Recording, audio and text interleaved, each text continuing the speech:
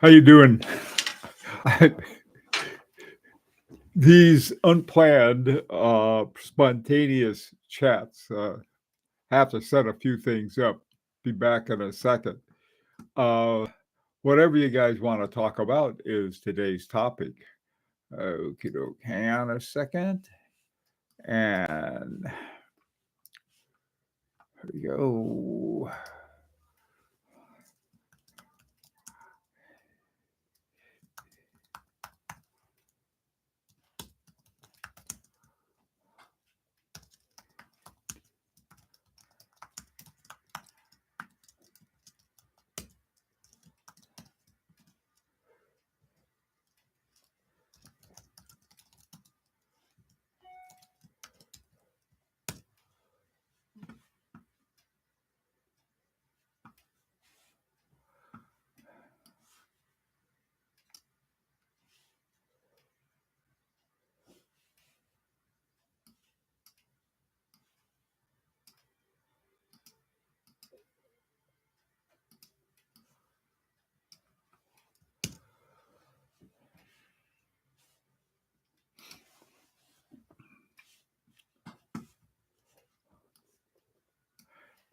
Hey, Andrew. Hi, Simi.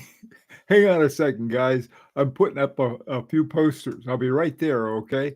And in the meantime, where's the camera? There it is. While I'm doing this, I want you guys to come up with a topic you'd like to talk about. Be back in a sec. Okay, doke.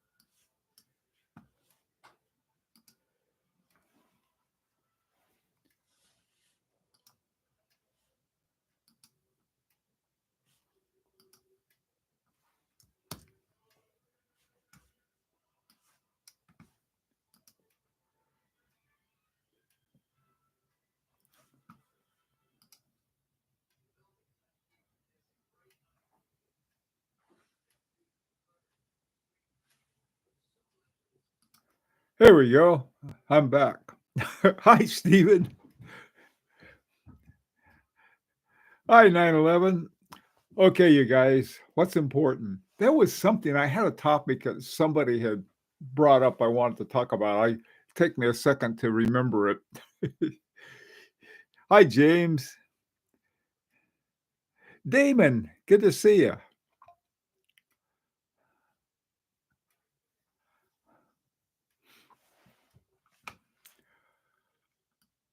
All right.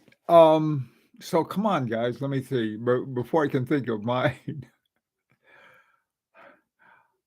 I got a lot of feedback. I got a huge amount of feedback on that video I did on why I didn't care for silicon in my watches.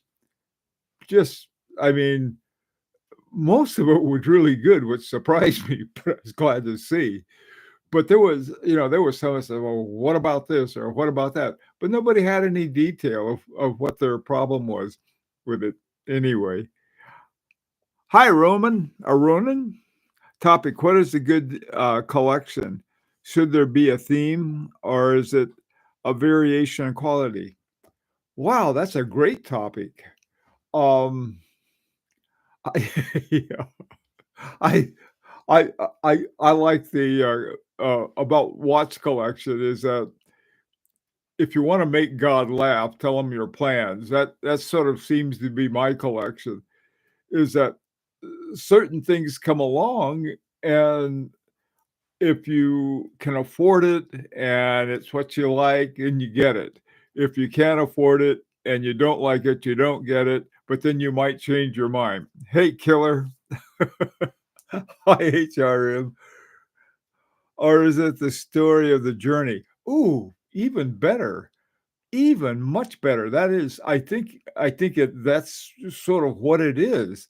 And the journey changes as you go along in watch collection, what you like and what you consider good good watches to collect changes as you become more knowledgeable, more rich or less rich, or whatever is happening.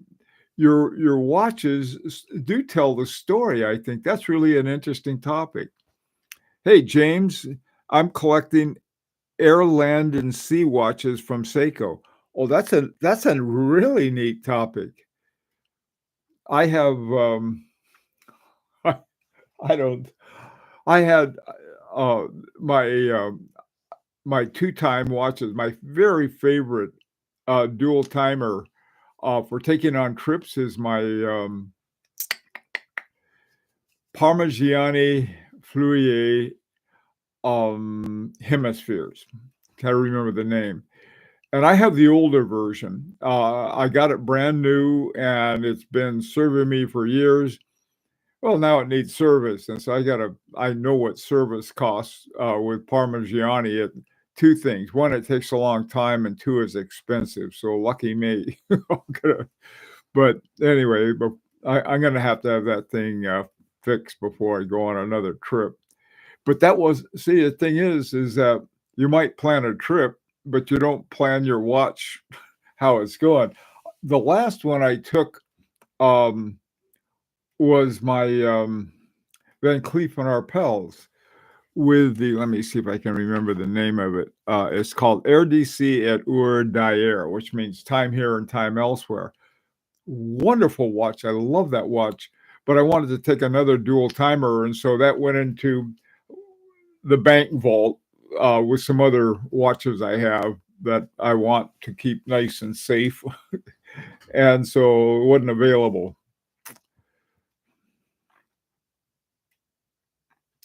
I let's see, killer.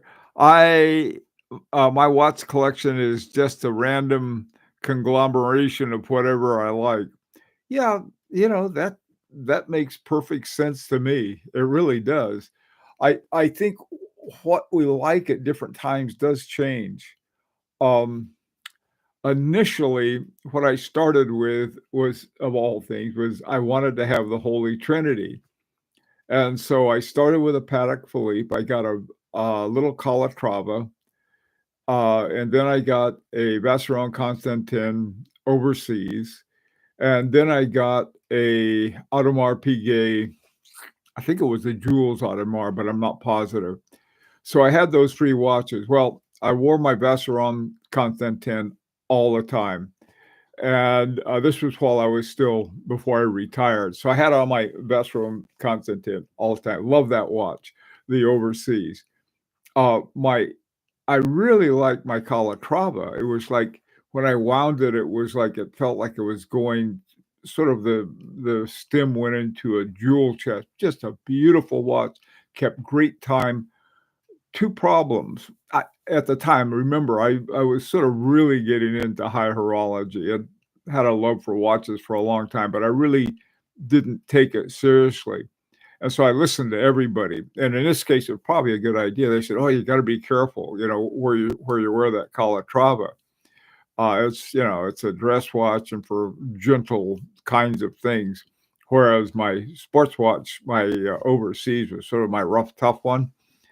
So, and then my Audemars Piguet was like, it had a moon phase on it that I wanted and some other things, but I shouldn't have got that watch in the first place. Not because it was Audemars Piguet, but just that particular watch. I ended up trading it in. I forgot when. I know. I traded it in when I got another Vacheron Constantin, my the 1921 American. So, here are all of these things going on that, um, you know, what you could only do so much. And so you have a plan, and then it sort of falls apart. And then you get the more I learned about brands, like I started learning more about watchmakers in particular. One of the things at the time, this is 2015, 2016, when I really started paying attention to it, was Vacheron Constantin. I belonged to a group called the Hour Lounge. That was the greatest group. It was for Vacheron Constantin members.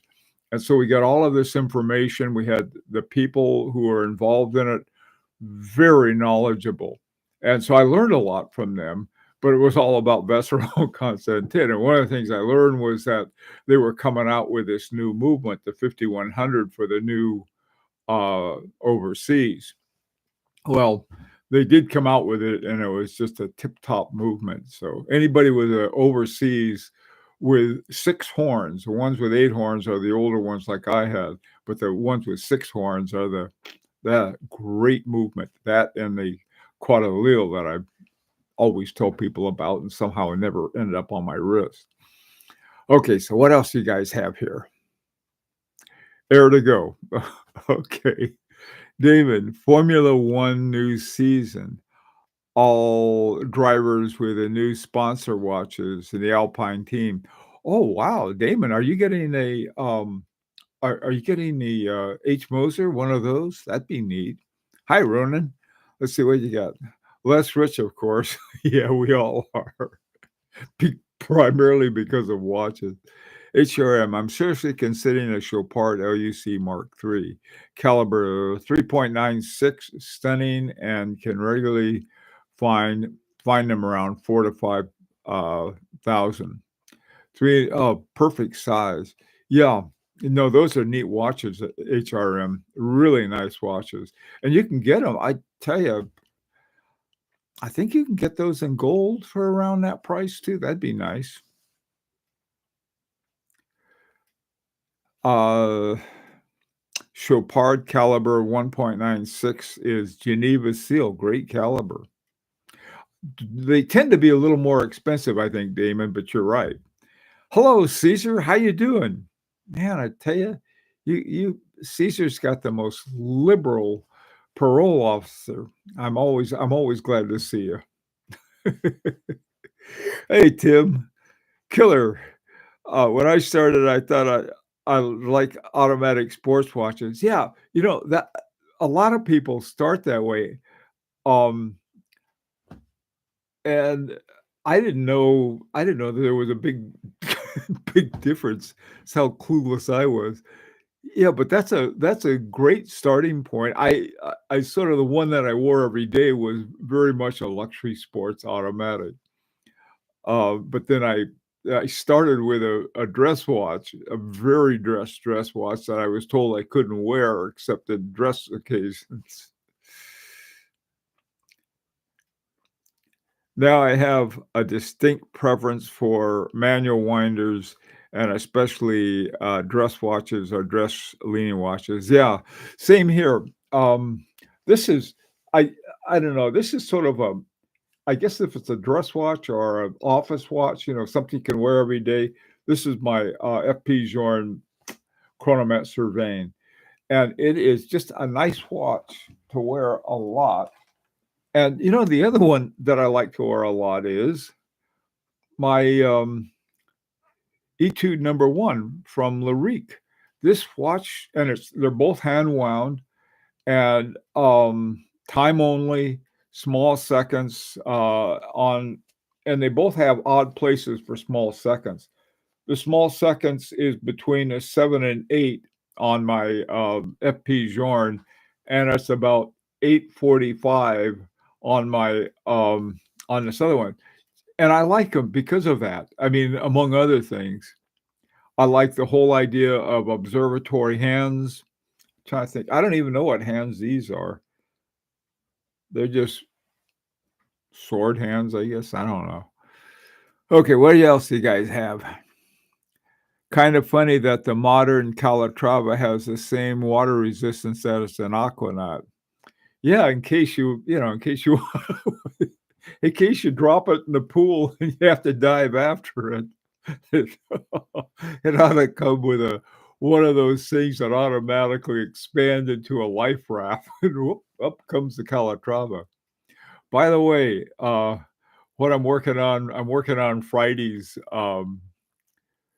video, and, what's today? Tuesday? Getting ahead of the game.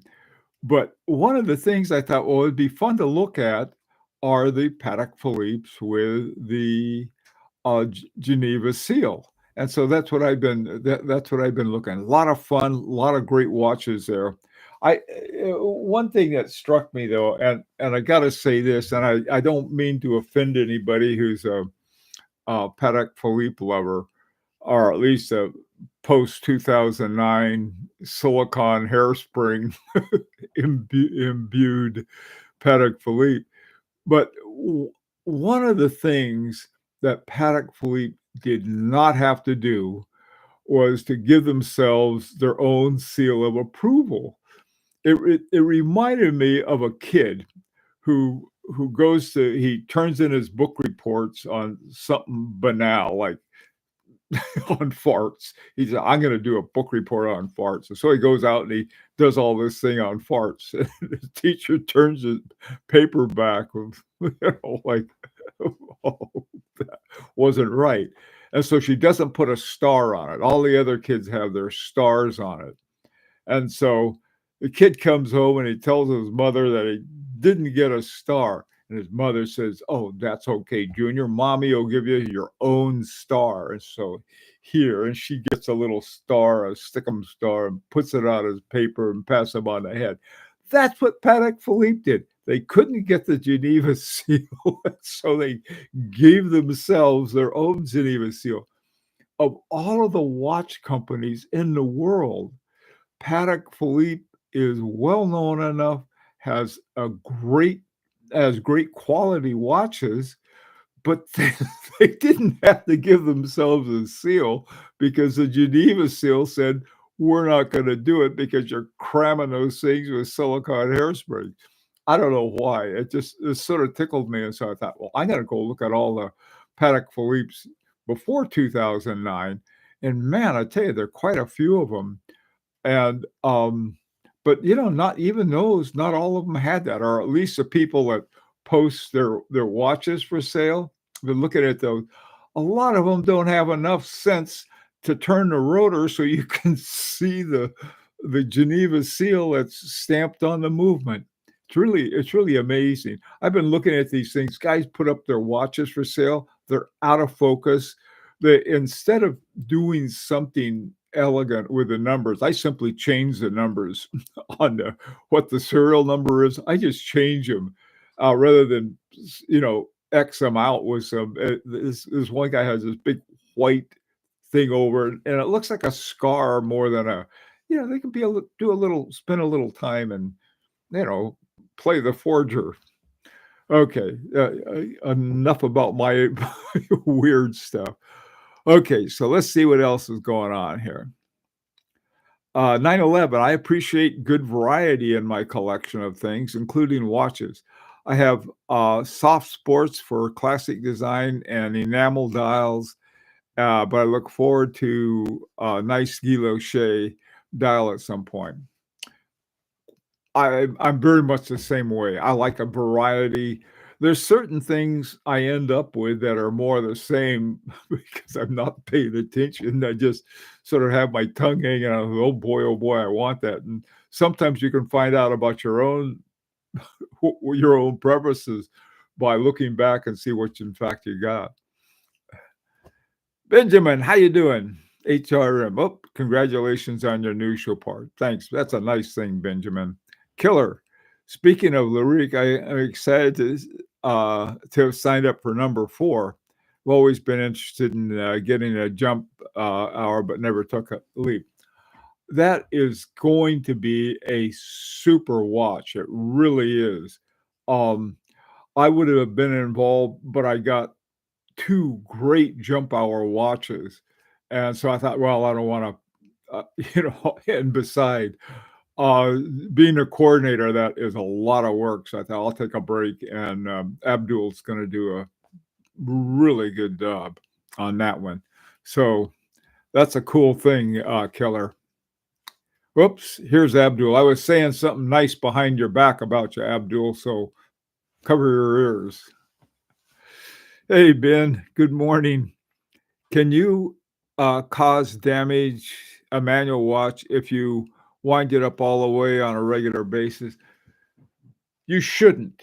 Um, uh, there's you should be able to wind up your mechanical watch manual one all the way. I people talk about overwinding. Usually that shouldn't be a problem unless there's a problem with your watch.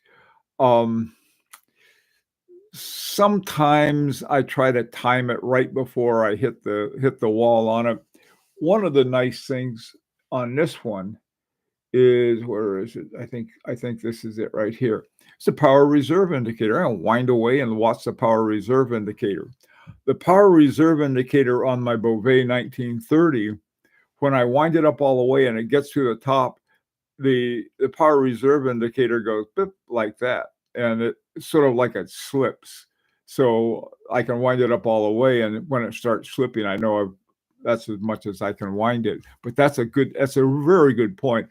I like to let my watches wind up all the way and unwind all the way, and that way your mainspring is able to go back to its original shape, or not totally, because the original shape is sort of an S-shaped thing, but really sort of expand it. Otherwise, I think you can get it bunched, and you don't want your mainspring bunched.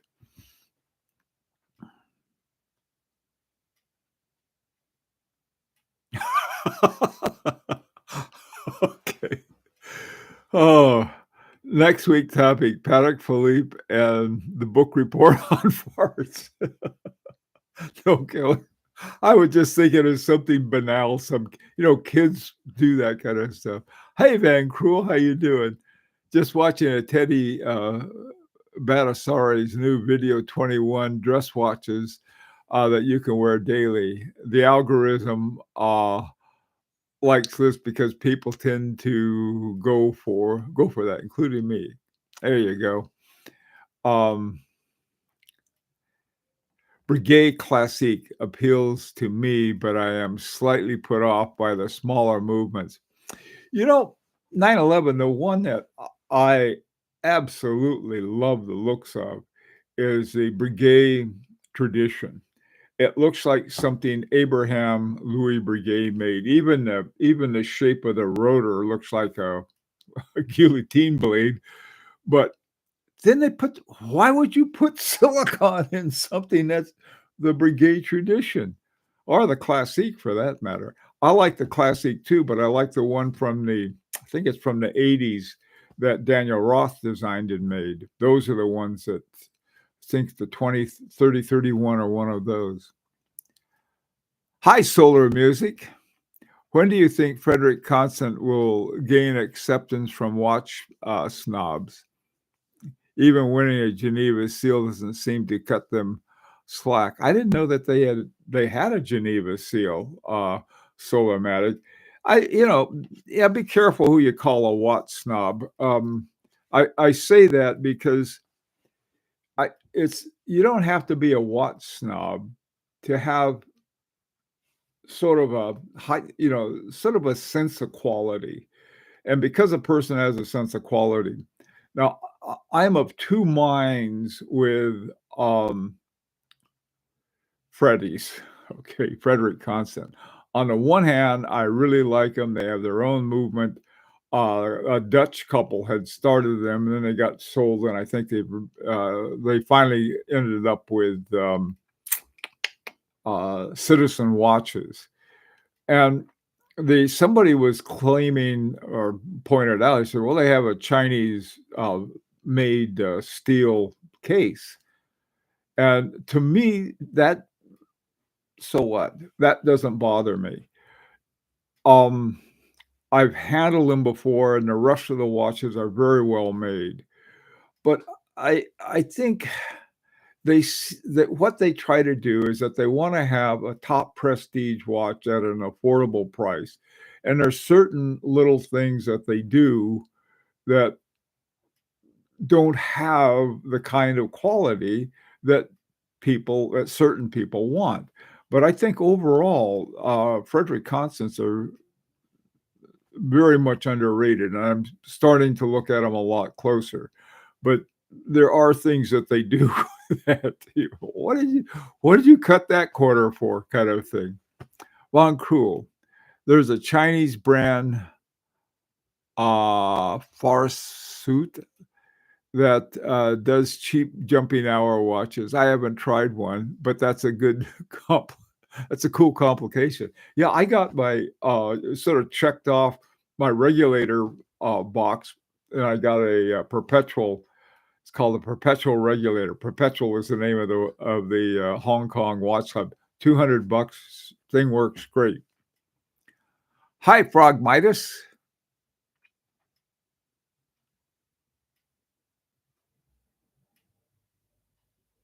Yeah, I think so too, Von Crew. I mean, you don't wanna twist the neck of the chicken, so to speak. I overwhelmed a Nomos. I was a bit hangry that day, first couple of days of Ramadan, and, I think I broke the safety feature in the Nomos. Oh, no. Poor Nomos. "Hey, Dominic, how you doing?" Opinion. Von Crew, I go both ways. Well, good for you. Lacquer discs, change really interesting if done well. Also, I have a soft spot for micro brands doing enamel discs like, and Anordain. I like Anordain's dials. I really do. They're great. They do great enamel dials.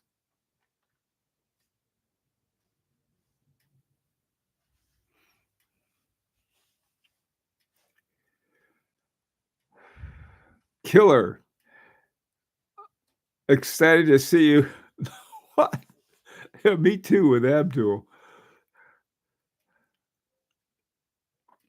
Well, good morning, Brian.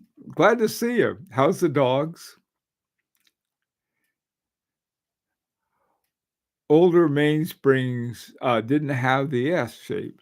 That's a simple constant force innovation. I agree. Yes, you're absolutely right, Van Cruel. I suppose, you know, I think some people expect me to have watches my age. I try not to before that. Goldfinger, good to see you.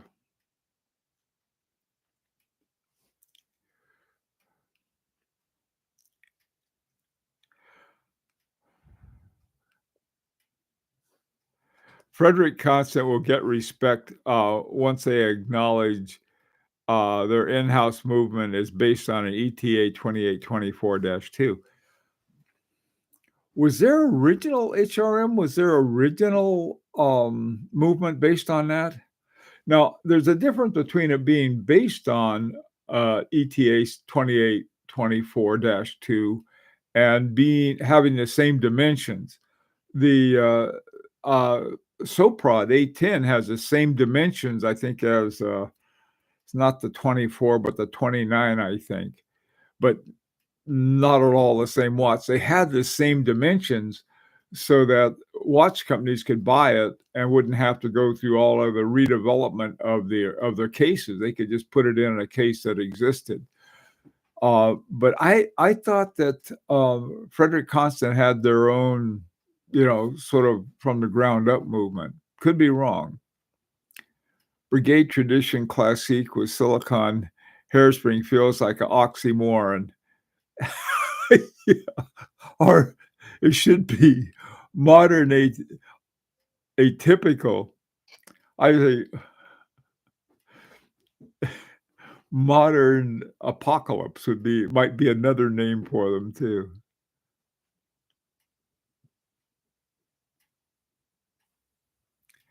Just as well. Panerai is a diving watch. Yes, yes. A lot of people threw theirs at the bottom of the ocean, I think. I'm sorry. I love the looks of Panerais. Sleeping on the back of my chair. I wanna get a dog. We've been debating getting a dog. I hope maybe next month we'll get a dog. I'm a big dog fan. We have a neighbor who has Fidelco dogs, and so he's always up walking up and down the street with 1 or 2 German shepherds, and he trains them, and then once they're trained, then they go out to help, people with disabilities of different sorts.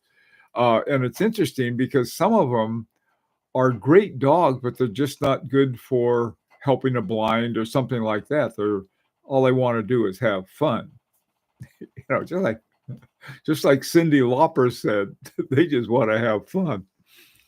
Okay, um,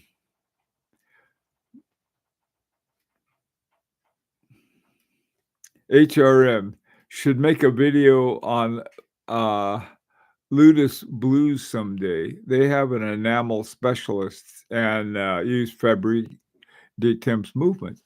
Ha! Are they owned by, Louis Vuitton, the LVMH? That does sound interesting.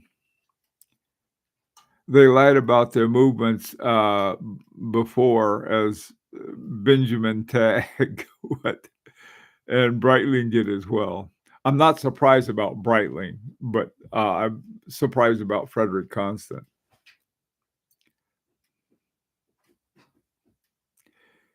Killer, it's not like Swatch Group doesn't have traditional hairspring.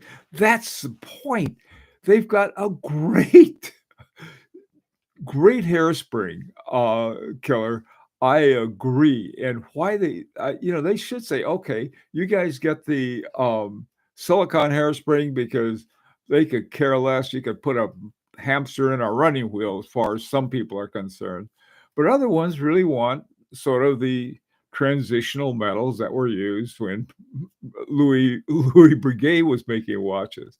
So, but they have a perfectly good I keep forgetting the name of the one, but they revised that hairspring in 2019, and so not only have they had it for a long time, belonging to I think it officially belongs to ETA, but I'm not positive.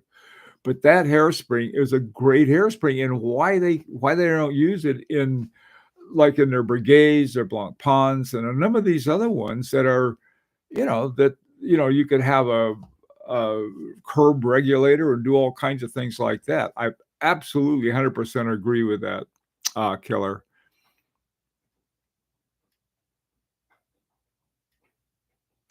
Dominic, a Volcane. Oh, it takes a while to get back. That's another watch that's just a classic is a Volcane. Another one I always have been tempted by the Volcane.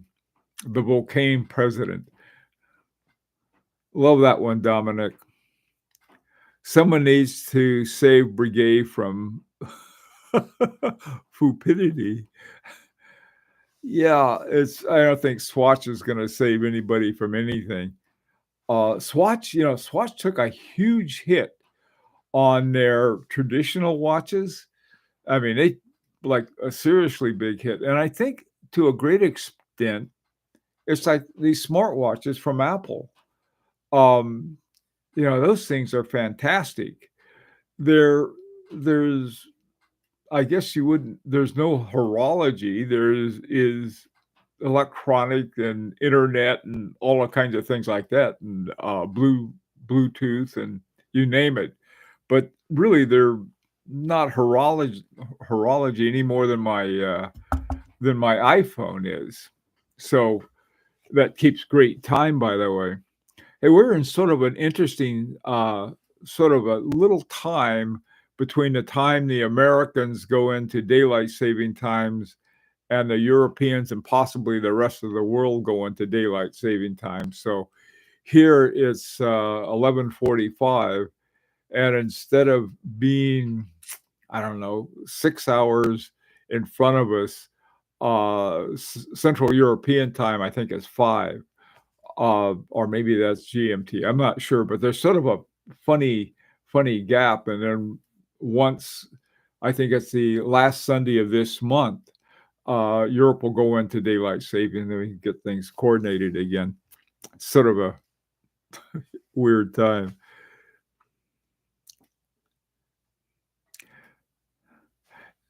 Nevacron, yes, yes, yes, super well. It's a great one. In fact, that's what's in my FP Journe. They put in a Navacron. You know, it's like, what are they thinking? Why don't they, and maybe they will. Maybe I think I tell you who else probably would be well advised to do a lot of that too is Patek Philippe. See, Rolex has got enough sense to Rolex has their parachrome in most of their men's watches, with a couple exceptions, and they have some.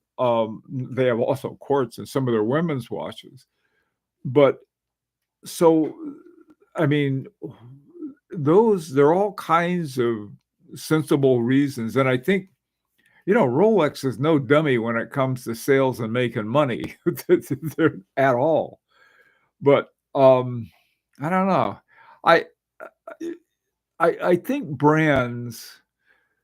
I mean, if somebody said, "Okay, you can have any brand you want," Patek Philippe would be way down my list.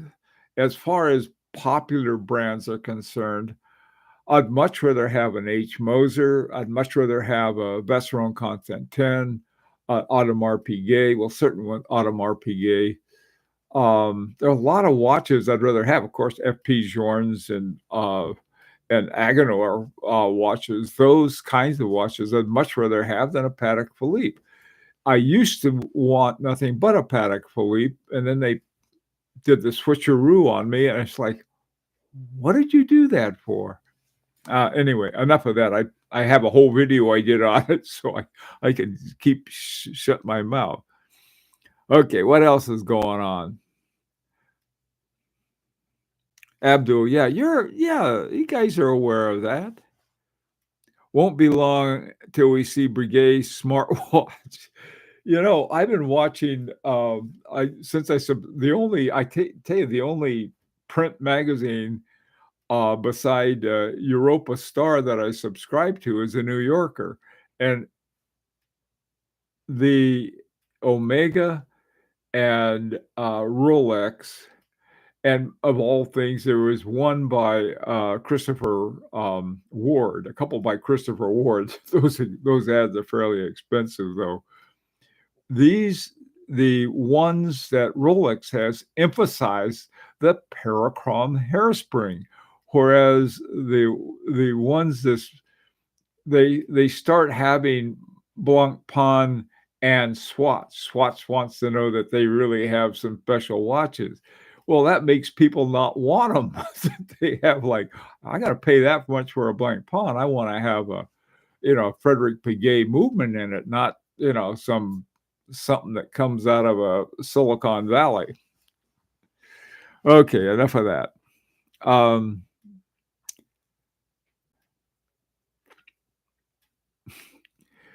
Cost cutting elsewhere as prices skyrocket across the board. A nonsensical decision by Rolex, though, is to take their. Oh, I agree. Their 1908. I love the looks of that 1908. That to me, I think that was sort of to test the waters. I really do. Say, let's put our little foot in because they were one of the 3 companies that developed silicone hairsprings. But they said, well, we got to try it. It's one of the best looking watches I think that Rolex has. Yeah, they did.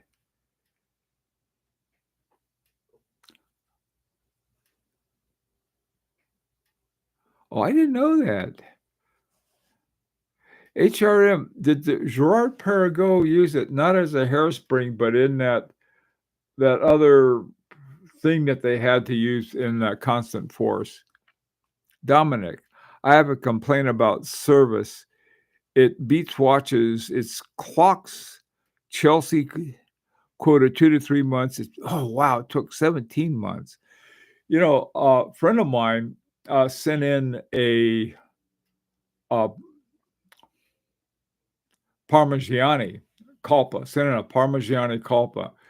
It cost a lot too. It's like over $1,000 for the service. It really needed a special service. So that thing has been months. I don't know how long it's been. Well, finally they got it, and we were all set to drive down to Greenwich to go pick it up. It's about roughly 90, 80, 90, 100 miles from where we are.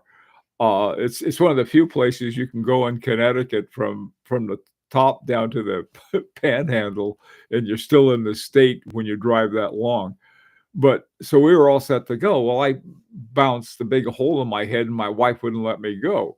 She said, "No, you're too screwed up right now, so you have to do it later." Well, so where we now that's another delay. So anyway, we went through all kinds of things. It's sort of funny having a friend getting frustrated by all the things you've been frustrated by, and it's sort of like, well, that's watch collection. You don't feel they've taken it out on you personally. But there was anyway. Dominic's story is like, oh man, yeah, I hate that they do that. On the other hand, this is the opposite.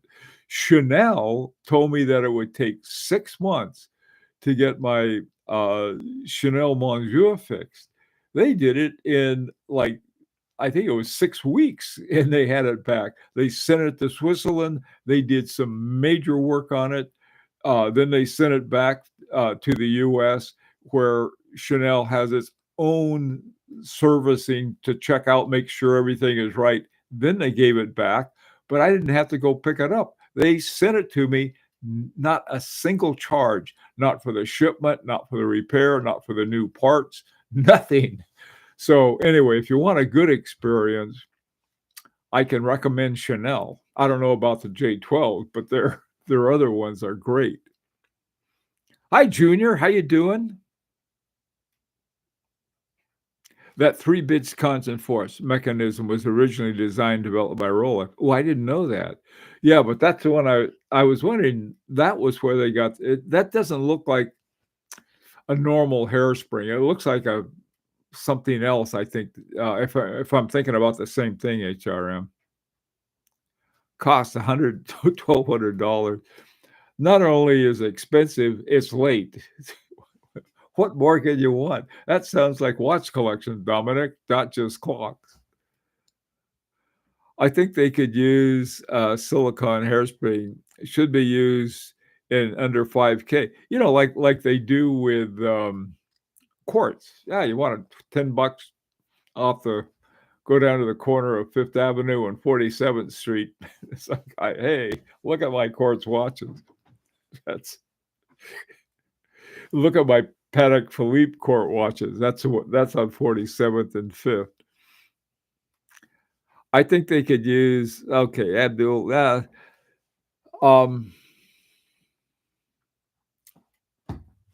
won't comment on that. Under 5,000 is where we have guys just getting into watch collection. There they need some beauty, not junk. That's just. Hey, Killer, totally agree on that, Abdul. That would be a great one to see. Unfortunately, it seems silicon isn't going anywhere. Not going anywhere with me, that's for sure. They can keep it. No, I think Killer and Abdul, man, if you're gonna have under 5,000, one is more like the Tissot Heritage Petite Seconde, Grand Seconde, I think that's it, where they put in a 6498-1, this great big old viewable, great Unitas movement. And and with a regulator that you can regulate, so you can understand horology from the get-go rather than, putting in something that they use in, computers. That's just my view.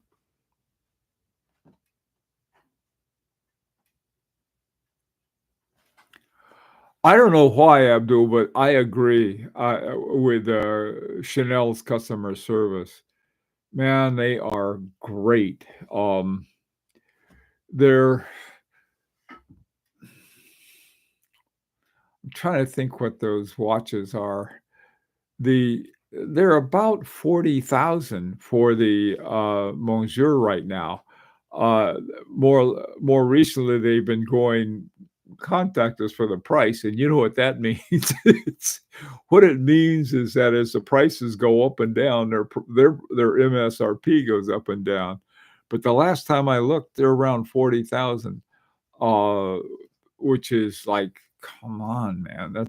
But they're really good watches. I got to say that. Romain Gauthier had his hand in it. And what more could you want? Look for one. Chanel watches, really great Chanel watches, are fantastic because so many boneheads see Chanel and think it's a cheap watch or think it's a luxury brand. And the place I got it, they almost tripped over their shoelaces getting it to me. I always do. I offered something lower than what they were asking, and they were very anxious to sell it to me and get it out of the store because I think they were having a hard time with it, and I got a great price on it. But that was not because of there's such a great watch and a great taking care of the customer brand, but because they didn't know any better. I don't know. It's crazy.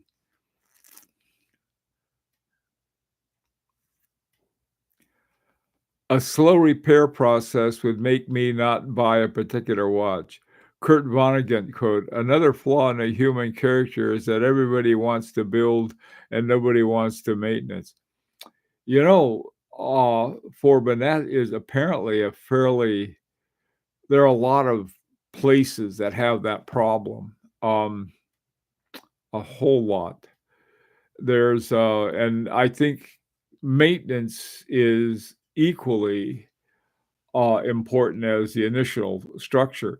I mean, here we pay a lot of taxes for maintenance. Otherwise, the roads would be nothing but potholes. As it is, the roads are great. But I agree with that. That is so important.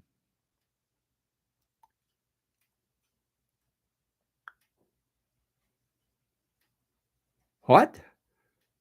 Louis Vuitton and Frederique Piguet? Wait, who? HR, that could be FP Journe. Okay, LVMH and who have announced a collaboration? Details on that one. There are a lot of FPs around. I want to know which one. Not announced, but tease. That's okay. I'm good for a tease, HM. But which ones are you talking about?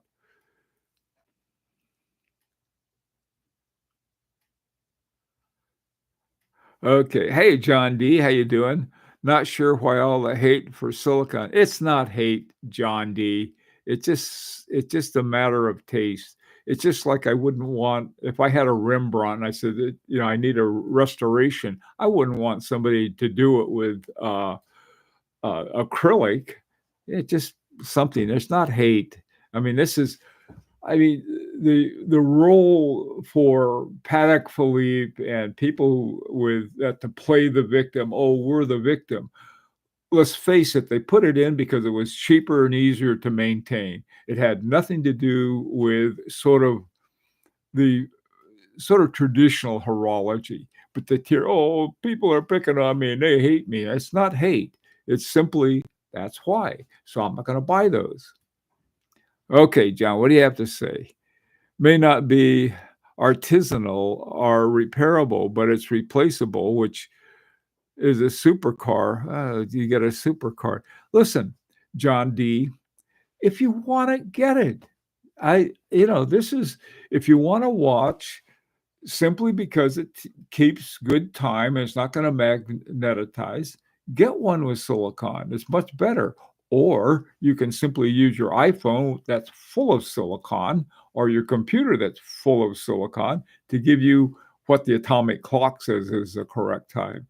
So I've got some some watches or clocks that tell me the atomic clock exact time, or I got my old one here that's running on probably a Navicron hairspring that does a pretty good job. Every now and then it gets magnetized. That's that's what it's all about. Anyway, sorry, John. John, don't listen to me. Go get what you want and enjoy it. Beauty is an eye of the junk holder. Truman. Oh,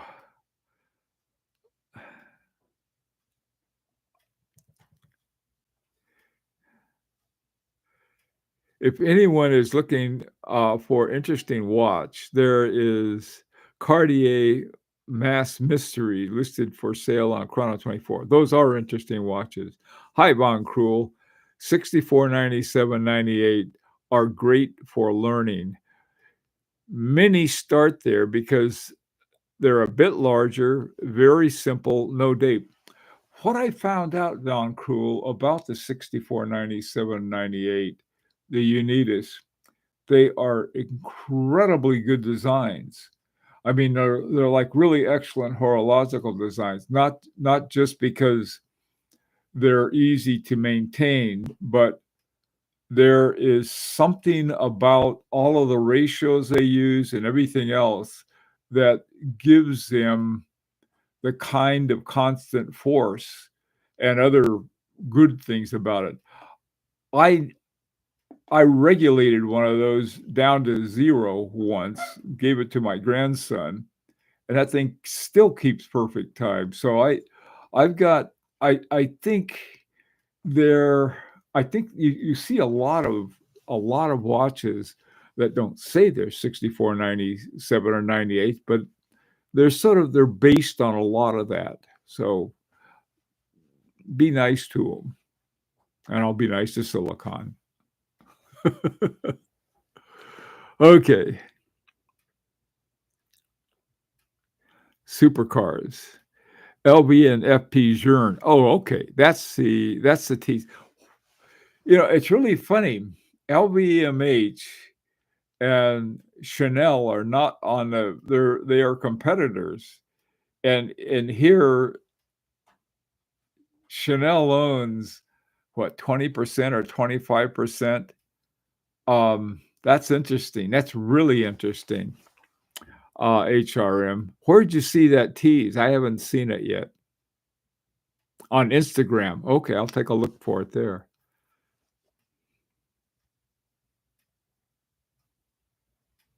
Yes, Foreman. That's a perfect way of putting it. Exactly. It's an efficiency expert. John, like I said, you love him, you got him.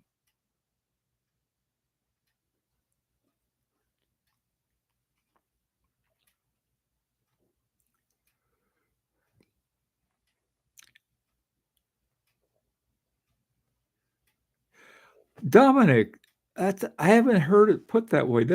I agree with that. It's a sidestep. Like, oh, we're having trouble with this. Oh, let's go and fix it with this cheaper, you know. Long crew. I got one of those cheap demagnetizers, small blue box. It works. Yeah, I've got two of them, as a matter of fact. This guy, I think what they did the last time I took this, sent it in for service, I think they put in an upgraded hairspring, which was probably a Navox or Navarox or whatever they call it, that was redeveloped in 2019, I think. Yeah, I get those too. Take care. Enjoy lunch.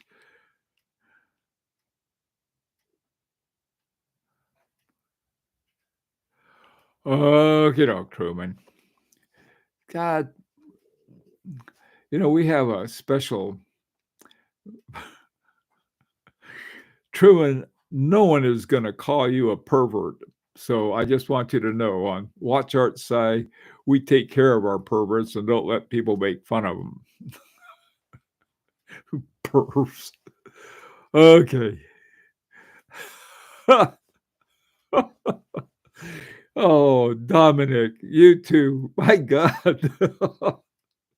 Sorry. Yeah, they replace the parts. Cars, Jesus. With metal ones, that's possible. Yeah. Speaking of good timepieces, I've only had good results with the 24 97, 98 clones. Yeah, me too. Yeah, on those Seagulls, they do a great job. I assume ETA would be better. Well, really, they're Unitas, and those were the guys that really had great stuff. Okay, John, you'd be surprised if anyone got a service watch back with rebuilt components. Am I wrong? I don't know. You might be. I have no idea.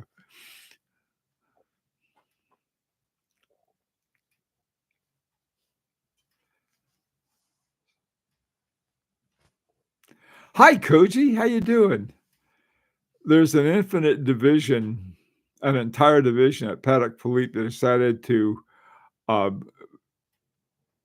building parts for vintage movements. I know a guy. If you want anything before 2009 without a silicon hairspring, a Patek Philippe, yeah, they'll get it for you. Their service is fantastic.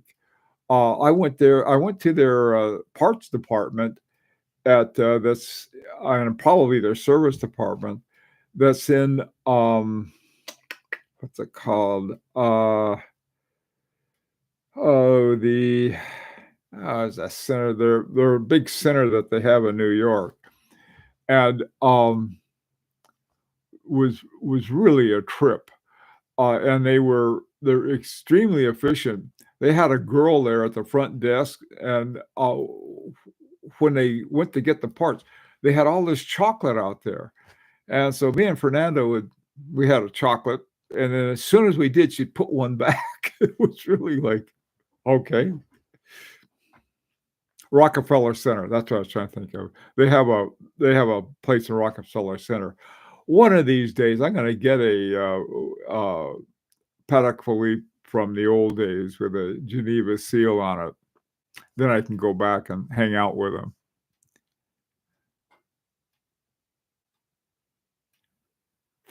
Yeah.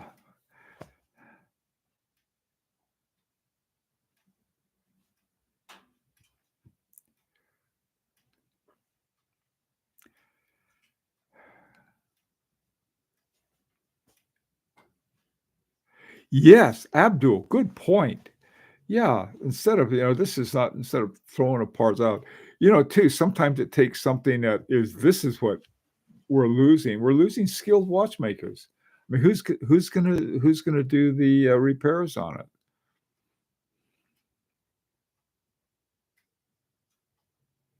Archie only likes what make him look cool to the masses. Hey, don't say anything bad about Archie. I like Archie. Archie. I don't know. Archie, have you ever seen these gender announcements? These people get these things, and then they have something either pops out blue or pink, and then something goes wrong, and they end up they have it aimed in the wrong direction. They get blasted with pink or blue, or something goes crazy with it.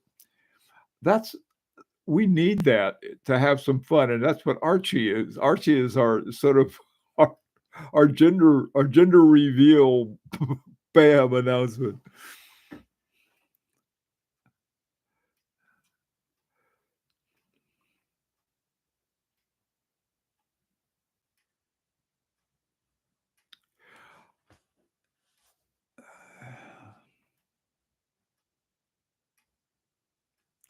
Cal Slap from Chronoglide is a great example of old school watchmaker. he can manufacture replacement parts himself in-house. You know something, HRM, when I visited, who did I visit? Rolf Lang in Dresden, back in 2019. We were on a trip, and I took a side trip and spent some time there.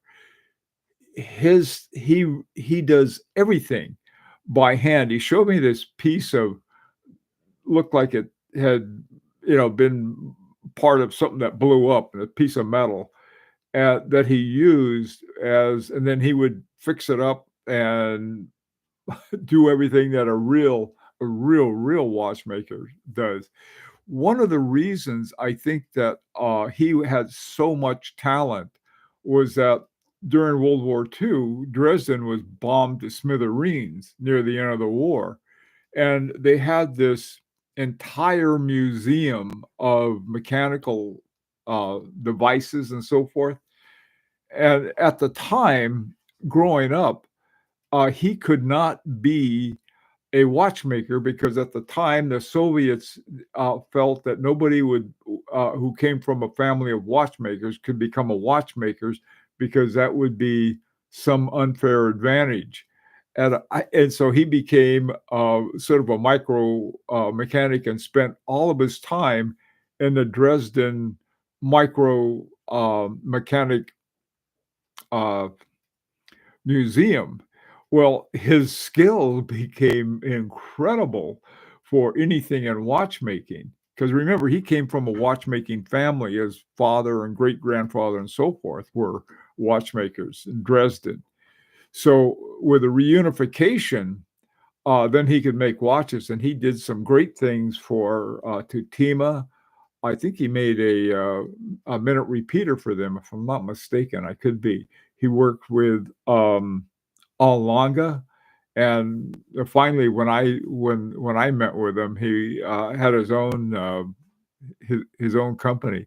But yeah, from parts, so this guy was a true. He'd just take them in and, and do what he had to do.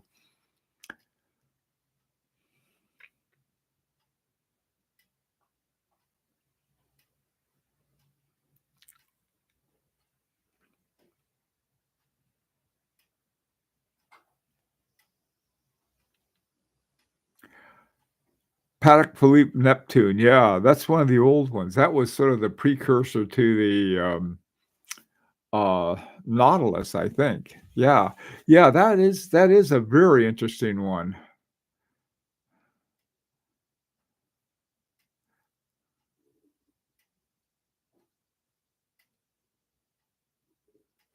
One of the things found cool right now, Larique is working on its third watch and planning a fourth watch, and each one of those has a new movement. Uh, and the first two, the AGH 6801 and 6802 are very similar. It's just a very small change, as a matter of fact. But the 6850 is very different. And so it's like it's not that impossible to make your own movement. Um, and it's sort of like I perhaps I think having gone through the Larica experience, I know it can be a lot of stuff going on, but I also know that it's not the impossibility that a lot of these companies talk about in terms of making their own movement. I don't think Tag Heuer still has their own movement. They got a lot of new movement names, but to produce their own movement is not easy. Now, the other thing, of course, that when they're mass producing watches, they have to redo all of the machinery. But there's a company that's owned by Festina, and they're using nanotechnology, and so they plug in a design, movement design into a machine, and that thing does everything for them. Ophion had a techno-time movement, and that was not didn't come directly from techno-time, but it was made by this other company that's owned by Festina. So I think there's a lot of really interesting stuff that I mean, now there you have very high tech doing what a watchmaker used to do.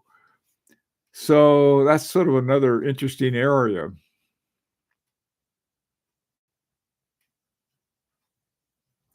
Yeah, I agree, Koji.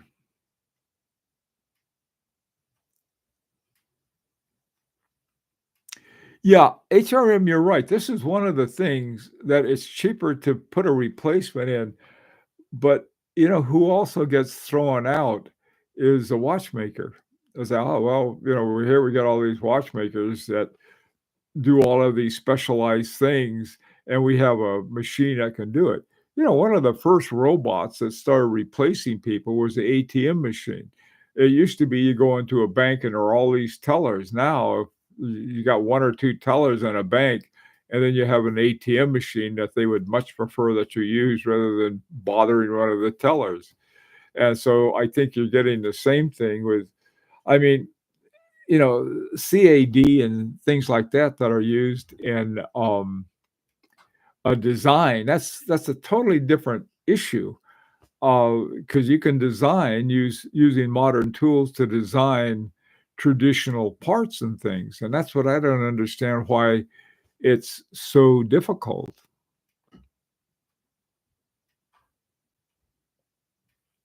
I'm always drawn to people fixing up old things. There you go, Von Krul. You know, are great watchmakers. That's how they got started. Kari Voutilainen, uh, F.P. Jorn. So many of our top watchmakers got their start doing restoration. And, the it's like that's where they all come from is doing restoration, which essentially is what Von Krul said is they're fixing old things up.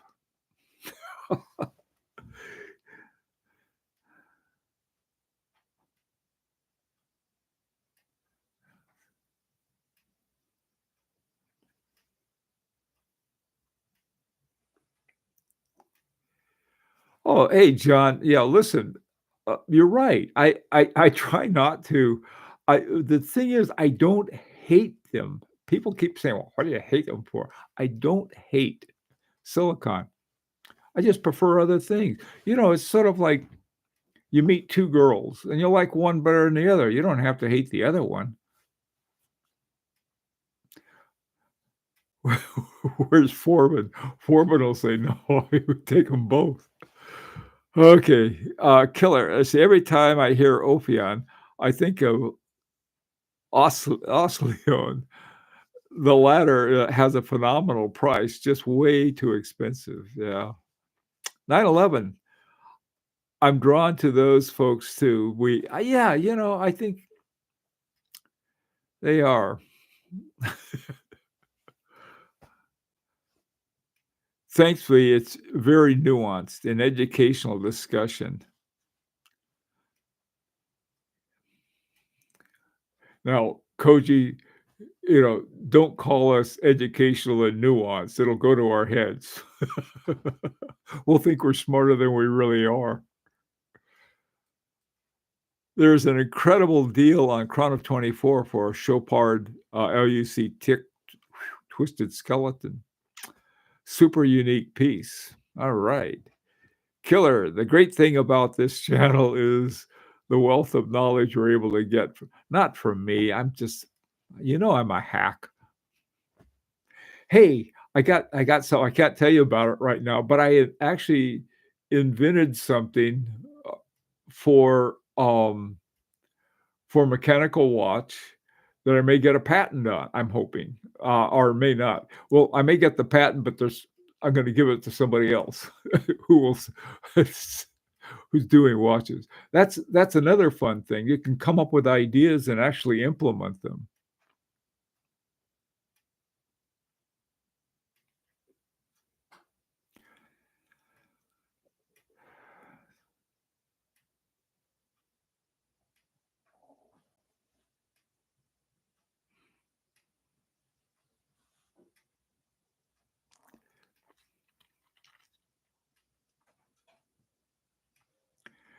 Yeah, Von Cruel, that's exactly why I did the video, 'cause I don't wanna get into a fight over it. Just people are, "How come how come you don't how come you don't want watches with silicone in 'em or silicone hairspray?" Actually, there's silicone, palette forks and palettes and a lot of things like that they don't change the essential structure. You know what I really like, I guess, is, the curb regulators of some kind of regulator that you can actually do without I mean, you have to have an incredible amount of skill to change the weights and everything on the little, things that stick out of the, balance. You need a lot of skill for that. But on the other hand, with a curve regulator, even, those of us who belong to pretentious watchmakers are having more fun, I think, than anybody else. We we can do it. When I was regulating my grandson's watch, I regulated that thing down to zip. And I couldn't believe it, not because not because I really haven't had much, watchmaking. I took a couple courses in it and had the one at, Horological Society of New York, but that doesn't count for being like a real watchmaker. But you can have so much fun. I think, John D, that's another thing. I have more fun with traditional, I'll say, with hairsprings made from transitional metals.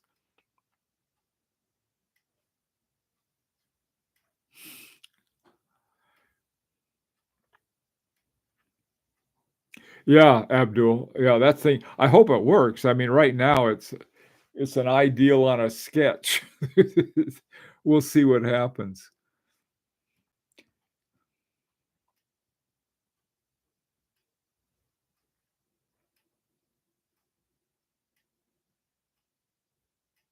Yeah, no, there it just you lose a keen functionality. Who needs that?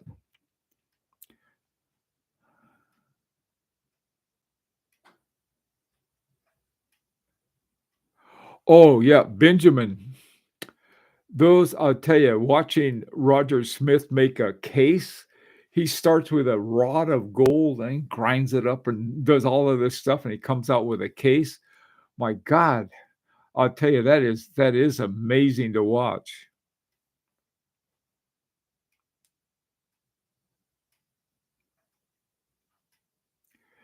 You know, Killer, if you have the, sort of the butterfly-shaped, regulator on your, Glashütte Original, to me, that's brilliant because you can regulate both the beat as well as the frequency or the rate.